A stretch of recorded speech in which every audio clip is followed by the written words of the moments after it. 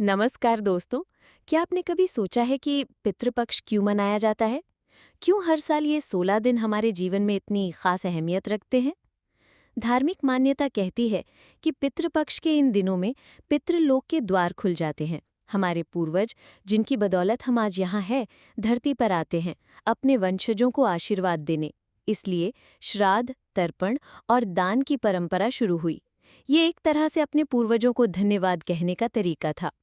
पर दोस्तों, ये सिर्फ धार्मिक विश्वास तक सीमित नहीं है।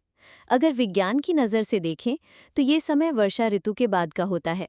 बारिश के मौसम के बाद हमारा शरीर और पाचन तंत्र थोड़ा कमज़ोर रहता है। इसीलिए इस समय हल्का, सात्विक भोजन करने की परंपरा बनाई गई। यानी ये सिर्फ पूजा पाठ ही नहीं, बल्कि हमारे स्वास्थ्य के लिए भी ज़रूरी था। और एक और बात, पितृपक्ष में भोजन और अन्न का दान करने की परंपरा क्यों है? क्योंकि पुराने समय में ये फसल कटाई का मौसम होता था।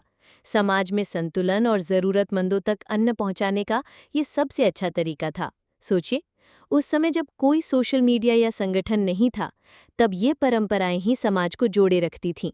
तो देखा दोस्तों, धर्म हमें हमारी जड़ों से जोड़ता है, हमें परिवार और रिश्तों की अहमियत समझाता है, और विज्ञान हमें स्वस्थ और संतुलित जीवन का मार्ग दिखाता है।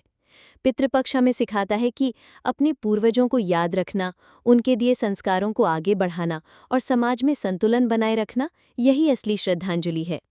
तो इस पितृपक्ष, चलिए हम सिर्फ परंपरा निभाने के लिए नहीं, बल्कि अपने बड़ों को सच्चे मन से याद करने और उनकी सीख को जीवन में अपनाने का प्रण लें।